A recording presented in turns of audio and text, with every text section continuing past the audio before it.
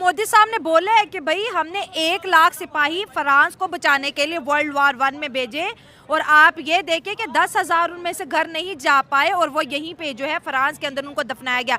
आज इंडिया ने फ्रांस को अपने एहसानों के नीचे दबा दिया, ये होती है स्ट्रैटेजी। डाली है पाकिस्तान को ज़्यादातर इस्लामिक लिहाज से भी थोड़ा सा पॉइंट आउट कर दिया जाता है, जिसकी वजह से वो पीछे रह जाता है। क्या पॉइंट आउट कर दिया जाता है? या आप जो है इस्लामिक हैं या फिर ऐसे कोई ना कोई इशू रेस। जिस तरीके से ये इंडिया के लिए एक बहुत ही बड़ा अचीवमेंट होगी अगर वो ये मिसाइल सिस्टम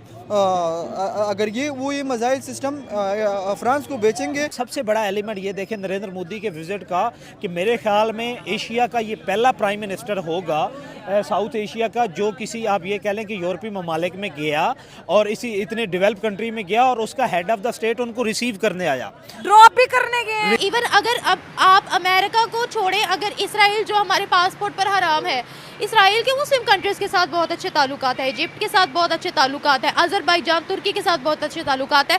अमेरिका ये कोई छोटी बात नहीं है, सबसे बड़ी बात ये कि उन्होंने इंटरेस्ट दिखाया है। यानी यूरोप इतना पागल नहीं है कि यार ए भी आ जाएगा और इंडिया में देख लेगा। उन्होंने पहले रिसर्च की होगी कि ना कुछ है इस सिस्टम में। ठीक है। फ्रांस देखें इंडो पाकिस्तान ना फ्रांस के बड़े पुराने रिलेशन है। वर्ल्ड आप ये कह लें कि फर्स्ट वर्ल्ड वार से सेकंड वर्ल्ड वार से इंडो पाकिस्तान। और आप ये देखें कि उस वक्त फर्स्ट वर्ल्ड वार में जो पाकिस्तान जो मुत्तहिदा हिंदुस्तान के जो सोल्जर हमने वहाँ पे प्रोवाइड किए हुए थे, कुछ सोल्जर थे और उनको अब तक फ्रांस उनको ऑनर कर रहा है। ठीक है, वहाँ पे मोदी साहब ने बोला है कि भाई हमने 1 लाख सिपाही फ्रांस को बचाने के लिए वर्ल्ड वार 1 में भेजे और आप ये देखें कि 10,000 उनमें से घर नहीं जा पाए और वो यहीं पे जो है फ्रांस के अंदर उनको दफनाया गया। आज इंडिया ने फ्रांस को अपने एहसानों के नीचे दबा दिया, ये होती है स्ट्रैटेजी। देखें, हाँ बिल्कुल यही ना, देखें ये डिप्लोमेसी है ना, जिसे आप लोग उर्फ आम में सक्सेसफुल डिप्लोमेसी कह सकते हैं कि ये आप ये कह लें कि वर्ल्ड वार स्टार्ट हुई थी 1914 से 1918 में वो एंड हो गई थी। आप ये देख लें कि ऑलमोस्ट 114-15 साल हो गए हैं और उस बात को उन्होंने याद रखा कि डिप्लोमेसी चेक करें कि उन्होंने उस बात को रीमेंबर किया। रीमेंबर करने का उन्होंने कहा कि हाँ वाकया हम आप लोगों के एहसान मंद हैं और उनकी मेमोरीज वहाँ पे बनाई हुई हैं। अब सिमेट्री बनी हुई है, सिमेट्री हाँ वो बनी हुई है, सारा कुछ उन्होंने। बात करें मोदी उन टॉप लीडर्स में आते हैं इसराइल के बाद, कुछ और लीडर्स के बाद, जो ट्रम्प ने खुद उनको बुलाया कि आओ इधर विजिट कर लो। उसकी वजह यह है कि इंडिया की जो इकोनॉमी है अभी बूम पे चल रही है और इससे यूरोप बिल्कुल फ़ायदा उठाएगा ताकि हमारे इन्वेस्टर्स भी आए इंडिया में इन्वेस्ट करें, क्योंकि इंडिया में जो लॉ एंड ऑर्डर की सिचुएशन है ना वो दिन ब दिन अच्छी होती जा रही है। और इसमें नो डाउट अगर मैं पाकिस्तान से भी हूँ, मैं इस बात की तारीफ़ करूंगा कि इंडिया टेक्नोलॉजी में बहुत ही ज़्यादा आगे जा रहा है और ये जो पिनाका मिसाइल सिस्टम है इसकी भी बात की। अगर फ्रांस जैसी कंट्री जो अभी राफेल तैयार कर रही है, इंडिया राफेल पे बहुत ज़्यादा प्राउड करते कि हमारे पास राफेल है। यानी वो F-16 जहाज़ को से भी कुछ चीज़ों में बहुत ही ज़्यादा अच्छा है। यानी F-16 जंगी जहाज़ को यानी वो बैटल हार्डेड समझा जाता है कि दुनिया के हर जगह में टेस्ट हुआ है। तो इंडिया जो भी करता है वो पाकिस्तान के साथ कंपैरिजन के लिए करता है या पाकिस्तान को नीचा दिखाने के लिए करता है? क्योंकि शुरू से हमारे एशियंस के साथ ऐसा हो रहा है, वो भी एशियंस हैं हम भी हैं, लेकिन वो इंडिया जो है वो ज़्यादा बात मान जाता है अमेरिका की, लेकिन पाकिस्तान अपनी जो है सारे वो भी रख देते हैं ज़राए कि हमने इनके मुताबिक काम करना है, ये हमारे रूल्स है रेगुलेशन है, इसके लिए वो ऐसे हो जाता है। पाकिस्तान भी अमेरिका की बहुत बात मानता है, उनके आपस में बिजनेस रिलेशंस है मेरी जान, लेकिन है तो है, लेकिन हम लोग इस चीज़ से बाहर नहीं निकलेंगे कि वो कंट्री ने अगर काम किया हमारे खिलाफ किया है, उसने काम किया हमारे खिलाफ किया, हम आगे नहीं बढ़ सकते हैं। अपनी तरक्की पर फोकस करें। लेकिन ज़्यादातर यही फोकस इसलिए किया जाता है क्योंकि हम अपनी ज़्यादा सोचते हैं और बाकियों की ज़्यादा कम सोचते हैं। ये फॉर एग्जाम्पल देखो, आज हम अपने किसी भी कंट्री को लेट डाउन करने के लिए कोई भी पॉलिसी बनाते हैं या माइंड में ये रखें हमने इस कंट्री को नीचे गिराना है बस, और हमारा कोई गोल नहीं है, तो हम आगे बढ़ सकते हैं? नहीं, ऐसा नहीं। आप सबसे बड़ा एलिमेंट ये देखें नरेंद्र मोदी के विजिट का कि मेरे ख्याल में एशिया का ये पहला प्राइम मिनिस्टर होगा साउथ एशिया का जो किसी आप ये कह लें कि यूरोपीय ममालिक में गया और इसी इतने डेवलप कंट्री में गया और उसका हेड ऑफ द स्टेट उनको रिसीव करने आया, ड्रॉप भी करने गए, रिसीव करने आया। फिर उनके साथ बायलैटरल उनकी एग्रीमेंट्स के आप उन्होंने डिफेंस पे बात की, उन्होंने ट्रेड पे बात की, उन्होंने फॉरेन इन्वेस्टमेंट पे बात की। मोदी का तो खैर यही है ना कि उनका तो पर्सनल बिजनेस बिजनेस है ही कोई ना, हमें तो ये मुसीबत पड़ी हुई होती है, हमें से शश पंज में होता है कि हमारे हेड ऑफ द स्टेट पता नहीं या कोई लाहौर के लिए कोई चीज़ लेने जा रहे हैं या कोई अपार्टमेंट्स की डील करने जा रहे हैं, या उसका तो कोई ज़ाती बिजनेस है ही कोई ना।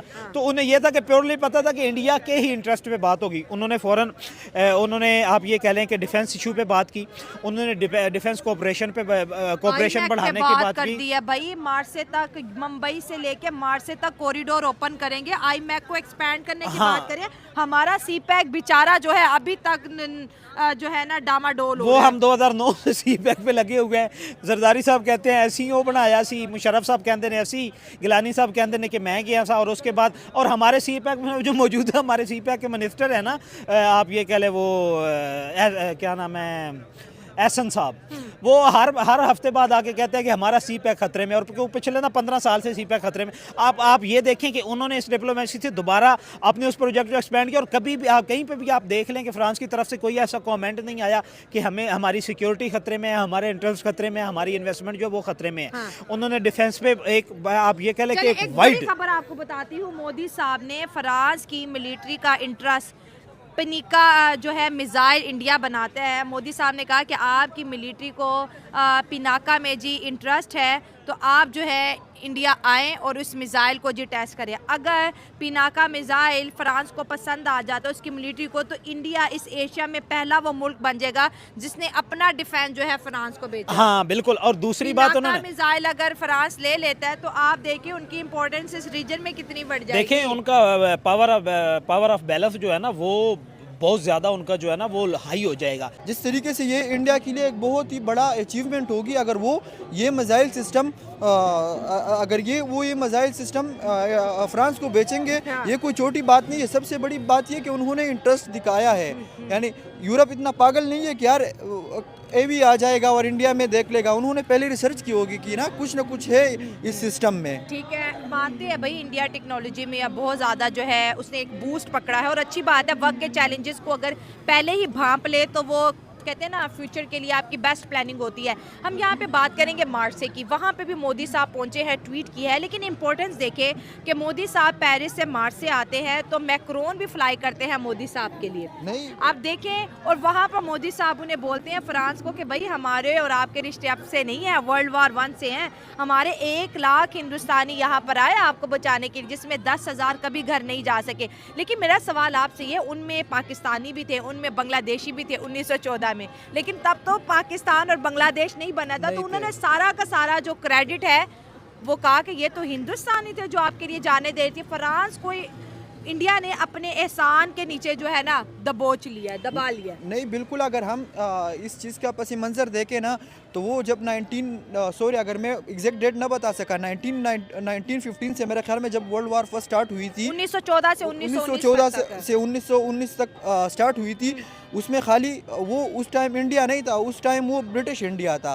उसमें मुस्लिम सिपाही भी थे, उसमें बांग्लादेशी भी थे, यानी हिंदू भी थे, सिख भी थे, लेकिन वो सारा जो क्रेडिट था वो इंडिया ने ले लिया। कितना स्मार्ट मूव है, ये बहुत ही स्मार्ट मूव है। ये दिखाई दे रहा है कि इंडिया और जो फ्रांस के रिलेशनशिप है वो बहुत ही ज़्यादा अच्छे है। अगर हम करंट सिचुएशन में देखें फ्रांस के साथ हमारे क्या मुआहदे हो रहे हैं, हमारे ये मुआहदे हो रहे हैं कि हम जो इंसानी स्मगलिंग हो रही है। सेकंडली आप ये था कि फॉरेन इशू पे उन्होंने बात की कि हमारे स्टूडेंट्स वहाँ पे पढ़ने जाएंगे।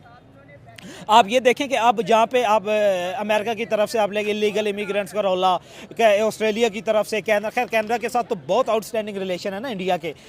इंग्लैंड में जो है वो आप ये कह लें कि उन्होंने भी इलीगल इमिग्रेंट्स का इशू था, तो उन्होंने फ्रांस वालों ने कहा कि आप अपने स्टूडेंट्स हमारे पास भेजें। करेंसी का तो डिफरेंस है ही है ना, आपने कहा कि आपके स्टूडेंट। और दूसरी बात यह है कि बाकी कंट्रीज़ में जाते हैं तो उनको एक लिमिटेड टाइम पीरियड मिलता है कि आपने काम करना है। उन्होंने कहा भाई ओपन आप लेके आएँ, आपके बच्चे जितने दिन यहाँ पे पढ़ेंगे, जितना वो काम करना चाहें अपनी स्टडी के अलावा बगैर किसी परमिट पे हमको। और ये देखें कि एक आप ये रिस्पॉन्सिबल या एक आप ये कह लें कि फ्यूचर फॉर साइटिंग लीडर जो होता है उसकी ये आप ये सेंस चेक करें कि वो हमेशा जब भी बात करता है तो कौम के लिए, अपने बच्चों के लिए, फ्यूचर के लिए बात कर रहे हैं। तो मैं कहता हूँ कि एक नरेंद्र मोदी का तो वैसे भी कोई भी आप ये कह लें ना विजिट जो होता है ना, तो मुझे ये पता होता है कि उसका विजिट जो है ना नाकामी का तो सवाल ही पैदा नहीं होता ना, सवाल ये होता है कि वो क्या क्या लेके आता है।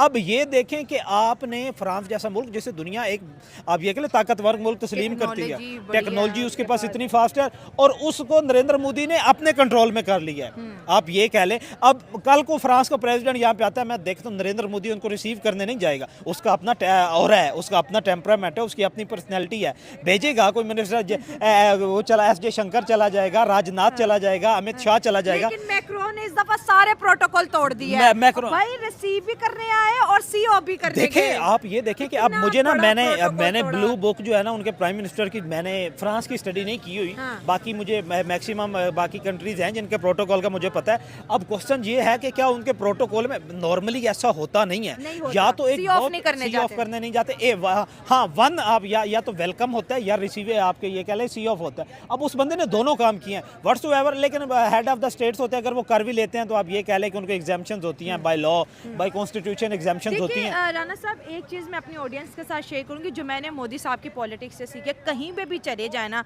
उनको बोलेंगे कि इंडिया आपका नहीं, ये आपको कई सालों से इंडिया आपके साथ लिंक है। फ्रांस को बोला भाई हम तो 1914 से आपके हिमायती हैं, अब तो 2025 आ गया है, तो वो मैक्रोन झुक झुक के सलाम कर रहा है। आप इस्लामिक कंट्रीज में चले जाए तो इंडिया कह रहा है कि हमारा कल्चर एक है। अब जो इंडोनेशिया के प्रेसिडेंट आते हैं वो कहते हैं मेरा डीएनए इंडिया है। टेक्नोलॉजी डेवलपमेंट और इकोनॉमिक इशू तो है ही है, ये रिश्तेदारियां आपस में निकल आई देखिए हैं। रिश्तेदारियां, मैंने ये बात की है ना कि इनका जो होमवर्क होता है, अब नरेंद्र मोदी जी जो है ना वो हैं हिस्ट्री के तालिब इल्म हैं, ठीक है, अच्छा। और इनकी हिस्ट्री बहुत अच्छी है। अच्छा। हमें सम टाइम ये सवाल किया जाता है कि अंग्रेजी अच्छी नहीं बोल सकते, नेटिव कंट्री की तरह तो अंग्रेजी में भी नहीं बोल सकता। जो नेटिव है उन्होंने, हम अपनी हिंदी पंजाबी बोलते हैं तो वो हम फ्लुएंसी से बोलते हैं, अंग्रेजी नहीं बोली जाती। अब एक दफ़ा ना नरेंद्र मोदी 2014 में जब पीएम बने थे ना, तो वो गए चाइना के दौरे पे, तो चाइना का जो प्रेसिडेंट था ना शी जिनपिंग, उन्होंने कहा कि मेरा आपके साथ ताल्लुक है। उन्होंने कहा क्या ताल्लुक? उन्होंने कहा कि मेरा जो मेंटोर था ना, वो आपका जो वडनगर गांव है ना, वो उसका वहाँ पे कुछ अरसा क़याम रहा था, वो वापस आने के बाद पॉलिटिक्स में आया, और आपने भी वडनगर गांव से जो है ना आपने पॉलिटिक्स ज्वाइन की। तो नरेंद्र मोदी कहता कि मैंने, अब ये स्टडी नरेंद्र मोदी भी करके गए, और उस बात में नरेंद्र मोदी ने उसको अपने कब्जे में कर लिया। यही बात जो है किसी में भी जाता है तो वो अपनी हिस्ट्री स्टडी करके जाता है, किसी न किसी तरीके से वो उनके साथ रिलेशन का कायल देखें आता है। Impressive, he has the special aptitude of impressing, head of the state होने के बाद। और आप ये कह लें कि एक टोटली डेमोक्रेट, वो हाई लेवल का पढ़ा लिखा भी नहीं है, ना तो वो डॉक्टरेट है, ना वो PhD स्कॉलर है, नॉर्मल पॉलिटिशियन है एक, और छोटे लेवल से छोटे तबके से उठ के हुआ, और उसकी जो इम्प्रेसिंग पावर है, मैं कहता हूँ कि दुनिया